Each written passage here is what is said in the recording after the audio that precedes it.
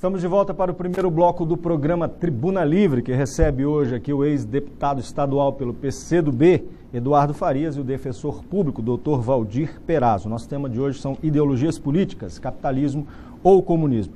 Doutor Eduardo Farias, seja bem-vindo, uma satisfação tê-lo conosco. Boa noite. Boa noite, Arquibaldo, é um prazer também estar aqui e vamos para o debate. Doutor Perazzo, seja bem-vindo, satisfação tê-lo conosco. É um prazer imenso, Arquibaldo, estar aqui, como eu disse anteriormente, para participar de um debate dessa envergadura, isto é, discutirmos realmente ideias, não é? As discussões têm que girar em torno de ideias e não de pessoas, de forma que eu fico deveras satisfeito, feliz, aqui juntamente com dois debatedores qualificados, e ter aqui como ex-adverso ideológico o doutor Eduardo Farias, né, para darmos essa contribuição à sociedade acriana e demonstrar, o Arquibaldo, para a sociedade acriana que só existe dois tipos de sociedade. Você tem que fazer opção por uma ou por outra, né? A partir desses dois modelos de sociedade, o resto são variantes, né? Mas uma está agonizando, né? Eu não diria que não, acho que o comunismo está muito forte. A crise é do capitalismo, não é do...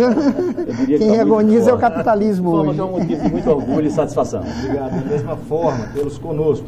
Doutor Eduardo Farias vai começar a perguntar para o senhor com comentários do Valdir Perazzo em relação a esse crescimento do movimento esquerdista, socialista, comunista, bolivarianista. E eu quero me referir exatamente à Venezuela, que até umas décadas atrás uma das economias mais pujantes, mais promissoras da nossa... Maior reserva de petróleo do mundo. Maior reserva de petróleo do mundo. E na América Latina era um exemplo de economia estável. Depois do Hugo Chávez, com a sua ideia socialista, o país agora não produz nem papel higiênico. Tivemos outro dia a transmissão de um programa na Globo News, que fala do caos, as filas que tem, não tem produtos, as pessoas não têm remédio, a violência cresceu, o desemprego aumentou, enfim, um caos absoluto. Eu pergunto ao senhor, depois de tantas evidências, de tantos exemplos no mundo inteiro, de que o capitalismo só faliu as sociedades, por que ainda acreditar no comunismo? Olha, primeiro dizer duas coisas. Uma é, o que você entende como valor? Que, aliás, Marx trata disso, que é um dos pilares. Se você me diz que o valor é você ter petróleo, concentrar riquezas em grandes famílias, em oligarquias, mostrar pujança para o mundo a partir de uma casta, aí você vai dar razão ao que está acontecendo na Venezuela, dizendo exatamente o que você está dizendo. Se você tem como valor a vida, a condição humana, a melhoria de um povo, aí você está equivocado com relação à Venezuela. A Venezuela fez distribuição de renda como poucos países na América Latina fez em tão pouco tempo. É por isso que ela provoca tanta revolta naqueles que defendem o capitalismo. Se você for pegar aqui o nosso vizinho, a Bolívia, que também está nessa linha chamada de bolivariana, a Bolívia também melhorou muito a condição do seu povo, que era um país expoliado, um país explorado por várias nações, um país que não tinha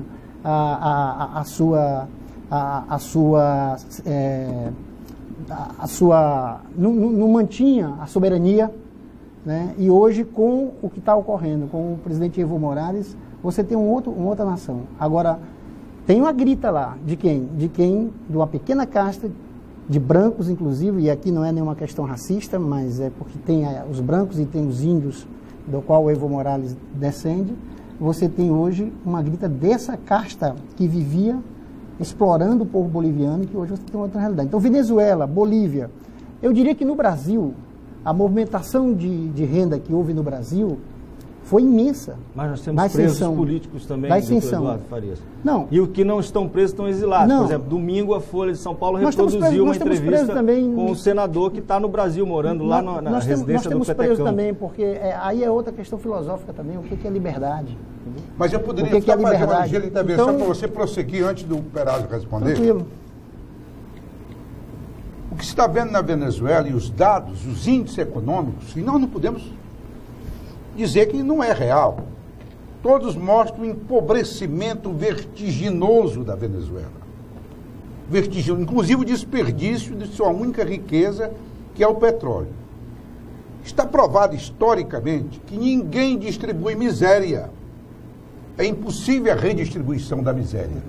Assim mesmo, com toda a insatisfação que vem sendo gerado no seio daquele país, com um governo extremamente duro nas liberdades públicas, assim mesmo isso serviria de modelo para alguma coisa? Deixa eu terminar, portanto, você me provoca e faz com que eu pense, fale aqui do outro modelo que eu havia comentado, que é exatamente o que é o poder. Por que o presidente Lula teve tanta dificuldade de governar o Brasil e a presidente Dilma vem passando uma crise institucional, eu diria até que é muito grave?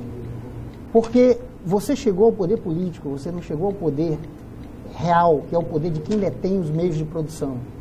O que a Venezuela está acontecendo é tomada dos meios de produção. Tomada de meios de produção para fazer aquilo que eu disse na minha primeira resposta, redistribuição de renda.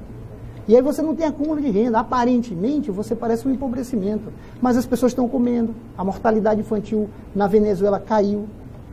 O analfabetismo na Venezuela caiu. Você tem, se você tivesse uma grita da sociedade venezuelana, ou aquele governo não ficaria de pé, o governo cairia, e você tem milhares de pessoas na rua defendendo o governo do presidente Maduro. Portanto, tem ali um respaldo. Você não chega de forma ditatorial. Houve, inclusive, as mudanças constitucionais da Constituição da Venezuela, foram todas vias Congresso, não foi golpe, foram vias Congresso. Oh. E houve toda uma mudança de arcabouço. Agora, o que você está tendo é uma mudança de modelo. Diferente, por exemplo, da Revolução de 17 na Rússia, que foi uma revolução armada. Cuba, também em 59, armada. O que a Venezuela e o que a Bolívia está fazendo são revoluções constitucionalistas. Não houve golpes militares. O deputado, houve... agora, só para concluir, agora o que está acontecendo é a defesa desse modelo. E aí, meu amigo, eu vou depois afirmar qual é o poder da mídia e qual é o poder dos meios de produção, que no Brasil a gente ainda tem essa dificuldade até de compreender. Doutor Perazés, faça a réplica aqui do debate e depois, pelo respeito, o tamanho que eu tenho pelo deputado Eduardo, eu vou ter que fazer umas provocações para ele. Não, olha, eu fiz aqui algumas anotações, deputado, e eu gostaria de comentá-las pontualmente. O senhor disse que houve, na realidade, na Venezuela, valorização da vida. Na realidade, onde o comunismo se instalou, não houve valorização da vida, pelo contrário, houve, na realidade, olha, só no governo, só no tempo de Stalin, foram 20 milhões de pessoas assassinadas. A Revolução Russa conseguiu matar todos os seus líderes e os filhos dos líderes. Aliás, Narciso, eu estou lendo e recomendo até o senhor também, que o senhor já deve estar sabendo, do lançamento do livro do Leonardo Padura, um cubano, né, que fala exatamente de um conflito em que se deu, e não foi luta de classe, foi luta de poder entre Trotsky e Stalin. E Stalin foi braba, né? E foi braba porque Stalin mandou matar o homem até lá no México, já exilado, e ali mandou matá-lo. Então, onde o comunismo chegou, pelo contrário, não houve valorização da vida, pelo contrário, o que há é uma mendacidade onde o comunismo se instala. Isto é, passa-se a dizer, Narciso, não o que se vê, mas o que se acredita. É o que nós estamos constatando hoje no Brasil, inclusive, né? O discurso é do que se acredita e não do que se vive. Parece até que são dois países. Era mesmo assim, era na Rússia, assim também em Cuba e assim também na Venezuela. O senhor vê uma coisa que na realidade não existe. Isso é o que se chama, Narciso, em psiquiatria, de autopersuasão. E em política? Autopersuasão autopersuasão que chega a ser uma doença psicótica. Aliás, existe um livro, Narciso, chamado Ponerologia, o mal no poder, né? Quando o poder é dominado pelo mal. Isto é, pessoas das repúblicas socialistas soviéticas, né? Psicólogos que constataram que um país, quando é dominado, quando é liderado por psicóticos, termina adoecendo do ponto de vista psicológico. Então, esse livro eu recomendo, rapaz, chama-se Ponerologia, Psicopatas no Poder. Então, onde o comunismo se instalou, conseguiu fazer isso. Você veja, ontem eu vi um debate no lançamento do livro do Padura, e um alto líder do PT, aliás, um teórico do PT, ele dizia o seguinte, ali, e o que é pior, o doutor Eduardo, na presença de trotskistas, ele disse o seguinte, ele disse, olha, o Mercader, que matou Trotsky, eu não sei se eu estivesse no lugar dele, eu faria a mesma coisa. Eu faria a mesma coisa. Então, essa é a mentalidade comunista, comunista, é o não respeito à vida. Ora, o resultado, eu só concluí, doutor. O que é a situação da Venezuela? A situação da Venezuela é a situação de todos os países hoje que estão sob a coordenação do Foro de São Paulo. Existe, desde 1990, uma entidade internacional que coordena todo o movimento comunista na América Latina. E a Venezuela foi um dos primeiros países a se beneficiar por essa organização que tem como liderança Luiz Inácio Lula da Silva. Deixa eu fazer uma provocação. Eu só queria fazer um reparo na fala do Dr. Perazzo, que é com relação ao olhar histórico dessas duas ideologias. E aí, as experiências capitalistas no mundo, elas obviamente são muito maiores em termos de tempo. E obviamente que pela sua natureza de acumulação de riqueza, isso que o senhor fala salta muito mais. Agora eu volto novamente à provocação mais filosófica. A bala que mata uma pessoa numa revolução e tira uma vida, não difere nada de quem nega a uma criança o pão, o leite e a possibilidade de uma vida que morre de mortalidade infantil antes de completar 5 anos. Isso que o capitalismo faz no mundo, na África, na América Latina, no nosso país fez muito, no Nordeste brasileiro, nada mais é do que, de forma indireta, o modo de como as nações lidam com as suas riquezas. Ou seja, a mortalidade desses povos, a falta de acesso à comida, à água potável, a condições mínimas de vida, assassinam do mesmo jeito que o Stalin matou na Rússia, que eu não concordo, eu discordo plenamente. Então, no olhar histórico, a gente tem que ponderar essas coisas. Nós defendemos um outro tipo de socialismo. Deputado, houve um momento, eu estou tempo de estudante, e todo estudante tem essa tendênciazinha de pegar essa doença, né? Sim. O Lênin chamava esquerdismo, doença infantil. Diz que quem nunca foi comunista quando era jovem não será mais nunca. Não será depois dos 40, né? Quem não foi mais jovem não tem coração.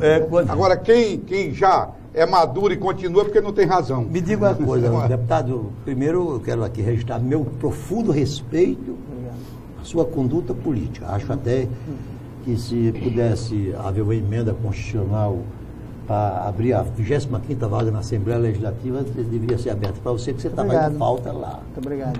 Mas nada disso impede que politicamente nós não chegamos em polos diferentes. Houve uma época, há 20, 30 anos atrás, que a gente perguntava, o seu comunismo, ele dizia, o meu é inspirado na Albânia. Era um modelo. Na Rússia. Era um modelo. Mas o modelo econômico. E aqui na América Latina era do mito Fidel. Chile. E o Chile? O Allende. Não, o Fidel, depois da Allende. Muito curto. Aí vem. De repente, vocês pediram essa referência. Perestroika, acabou a Rússia. A China virou o país mais capitalista do mundo, né? Você chega no shopping center dos Estados Unidos, 90% dos produtos é made in China. É uma coisa impressionante. Os Estados Unidos agora é uma bodega de vender produtos chineses.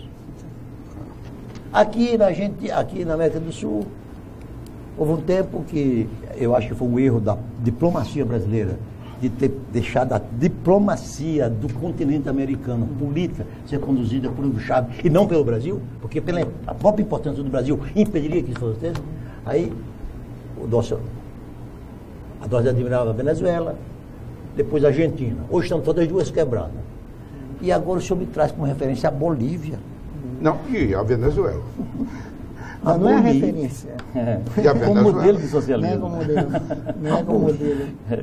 Não é como modelo de. Havia a minha pergunta. Vocês estão sem referência ou porque só sobrou de forma nenhuma. Mas permite, antes de você responder, Narciso, lembrar um fato seguinte. Que no passado, quando eu fazia críticas ao comunismo em si, notadamente na área econômica, a pergunta que os comunistas me faziam é o seguinte: você conhece a Albânia? Aí eu dizia: não, eu não conheço porque não permite eu chegar lá, nem permite ninguém sair de lá. Me uma parte. É interessante o seguinte, que os comunistas, quando tem algum problema no país que eles querem transformar, fazer com que esse país seja comunista, e mudam para outras sociedades, não procuram uma sociedade comunista, procuram uma sociedade capitalista. Eu registro o Pissolati, foi presidente do Banco do Brasil, fugiu.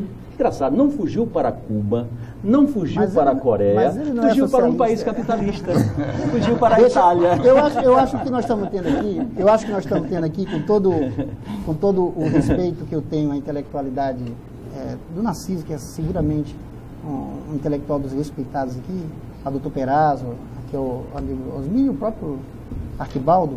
Eu acho que a gente está tendo muita confusão de conceitos aqui. E por isso não é coisa dessa mesa, é muito comum essa confusão de conceitos. Tipo, mercado não é próprio de capitalismo. Mercado também tem a sua ciência. E você tem um mercado que pode ser tanto albergado e controlado por visões capitalistas como por visões socialistas. O que a China faz hoje é o chamado socialismo de mercado. O que interessa nessa questão ideológica é o meio de produção. Quem domina o meio de produção? Que na China é o Estado. Que até Marx mesmo tinha essa divergência de que Estado deveria ser. O Marx, por exemplo, não aprofunda a forma de Estado. Quem aprofunda a forma de Estado é Lenin, mas quase 100 anos depois do Marx. Que aprofunda a forma de Estado. Então, o primeiro conceito que a gente tem é o seguinte: mercado não é próprio de capitalismo. Por exemplo, nós que defendemos o socialismo no Brasil, nós queremos um Brasil pujante, vendendo para o mundo todo, produzindo riqueza. A forma de distribuição da riqueza é que nós divergimos. O segundo conceito é que nós não defendemos o comunismo, que é o último estágio da sociedade, onde não há mais classes, onde não há mais Estado, onde as pessoas vivem na comuna. O socialismo nós defendemos o socialismo. É anti-sala. E o terceiro conceito, Narciso, é que o socialismo no mundo não é monobloco.